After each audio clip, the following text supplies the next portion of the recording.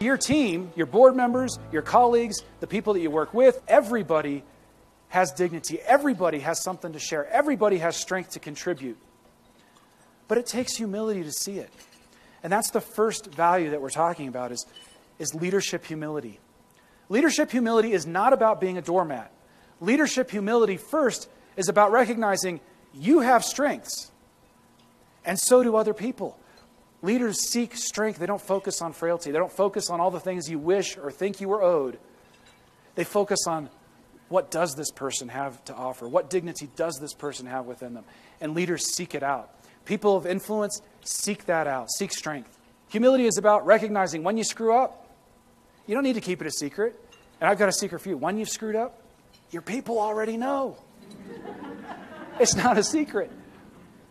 All you do is tell them that you can't be trusted because you don't have the humility to own up to what everybody can see. So seek out the strength in people. Invite challenges. Own it when things haven't gone right and you've screwed up or you've made a mistake or you've hurt somebody or let somebody down. We all do it. We're human beings. That's humility. The second root we want to cultivate, along with humility. Humility is not enough. I found this out when I was promoted in my very first mid-level management position. If you've been with me, it was kind of a sad sight. I had just been promoted to vice president of operations. Now I was younger than everybody who I was supervising, all of whom were managers, 3 of whom had been passed over for the job. They had wanted the job too, and then I had been chosen for it. Well, I had this humility thing down. I said, I'm not going to ruffle any feathers. And so we sit there at these meetings, and I had all these guys staring at me who had, more seniority and experience on me, looking at me like, what you got, big guy? And I said, well, I need to prove that I have everybody's best interest, and I need to be humble. So I'd say, hey, guys, what if we what do you think, could we? It was awful. And I spent so many wasted months trying to convince our executive to do things. I said, Mike, our data's a mess, and if we can get our data in order and get a good system for that, we can increase our revenue, we can have better impact. I mean, we're going to make life easier. Yeah, David, you're right. I see what you're saying. Yeah, that's a good thing. We should do that at some point. 3 weeks later, I was back in his office. Mike, we've got this situation. We've got a guy. He's got to go. We've done all the progressive discipline we can. He's a cancer. He's killing morale for his team. He's not interested in being here. I've done all that work. He's got to go. Yeah, you're right, David. I hear that. Yeah. At some point, yeah, we're going to take care of that. Come on, Mike, get with it.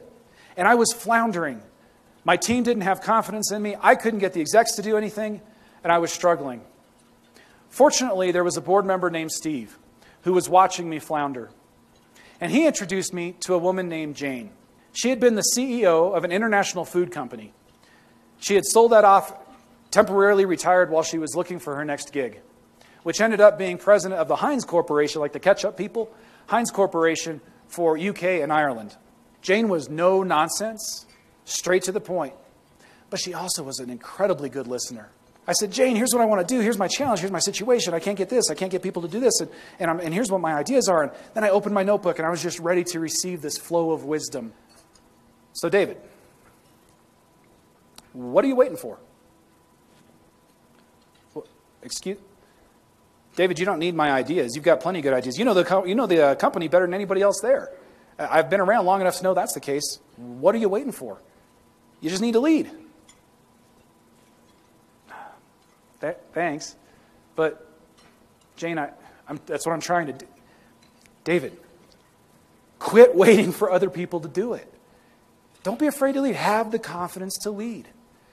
Your team needs you to lead the way. They've got to see that confidence in you. If they can't rally around you and where you're going, you're never going to have any credibility with them. Are there areas where you're not speaking up? Something's in your heart, and you know it's the right thing to say, but you're staying silent. Confidence is sometimes about saying what needs to be said. Confidence is sometimes about stating an audacious goal and saying, hey guys, I believe we can have a better future if we work together than we have today. That's confidence.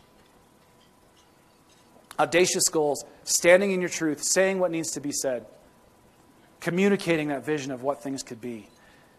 Have the confidence to lead. Probably the most important piece of leadership advice I've ever been given in my life. Within 3 weeks of those conversations, I had taken care of the poor performer who didn't want to be there and loved him enough to help him find another place where he could thrive. And then I walked into the CEO. I said, so Mike, here's the thing. We need to get this data taken care of. I'll take over the responsibility to get it done. I'm going to need $50,000.